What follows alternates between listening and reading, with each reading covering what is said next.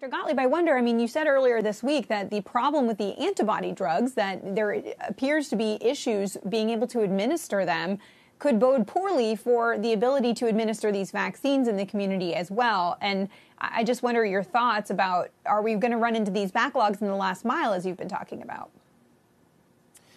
Well, it's a little bit of a different situation. The antibody drugs are sitting on the shelf right now. They have a shelf life, so they're not being lost. I think that there might be some concern that they'll ship vaccine and not all the vaccine will get used. I think that that's not going to be an issue here because the vaccines right now, for this month at least, are being distributed into nursing homes by CVS and Walgreens and into hospitals to healthcare workers. I think that those parties can handle a lot more vaccine and distribute it. The challenge is going to be in January when you're trying to distribute it in the community. You have to go out and find eligible patients to vaccinate. That's going to be more difficult. But I think they could have pushed out a lot more vaccine through the hospitals this month in what they're doing. We could have vaccinated many more people. And again, I come back to the point.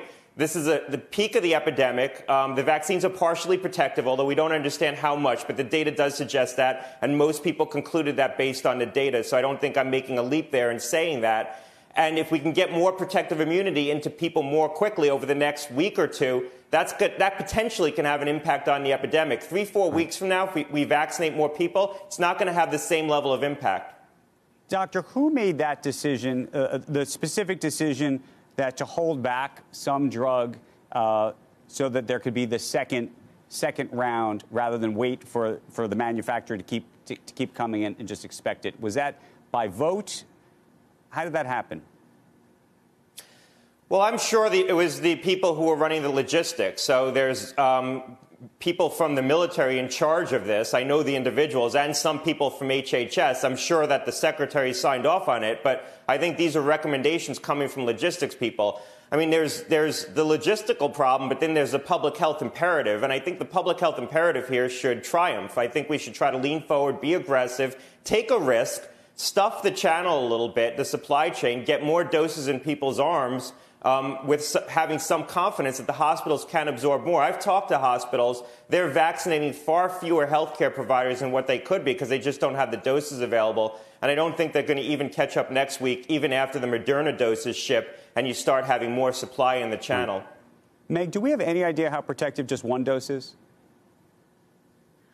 We did get a sense of that from the documents that came out before both of these FDA meetings, that it provides, I think it was slightly more than 50% protection after the first dose. The issue is, and I've talked about this at length with Moncef Slaoui from Operation Warp Speed, including on our Healthy Returns live stream earlier this week, is that there aren't data showing if you didn't get that second dose, how long that protection would last. And he is very concerned that if you start just giving one dose without the absolute certainty you have that second dose, then you're kind of going off label and you're sort of going in the face of all of these promises to adhere to the rigors of the clinical trial process and what has been proven. But just quickly, guys, I think that's a very important issue. But I also want to ask Dr. Gottlieb, because the reason we're talking about this tension with Pfizer and HHS right now, I think, is because there is this backdrop of the negotiation over trying to get more doses in the second quarter of next year.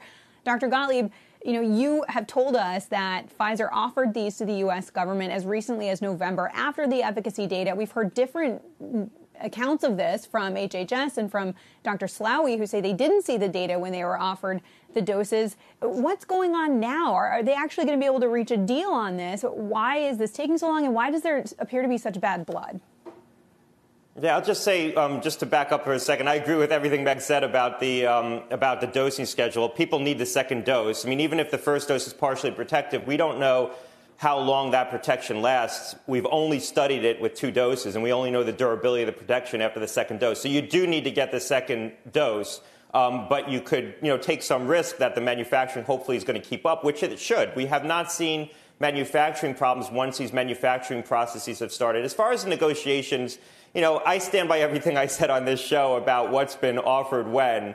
But there's discussions going on. I hope those are going to be fruitful for the American people. So I just don't want to get in front of the discussions that are going on between the company and the government right now. And I'm frankly probably not privy to all the details related to that anyway, so I'm not the best spokesperson for that. So I'll leave that to Pfizer to comment on, and the secretary and his colleagues. Shepard Smith here. Thanks for watching CNBC on YouTube.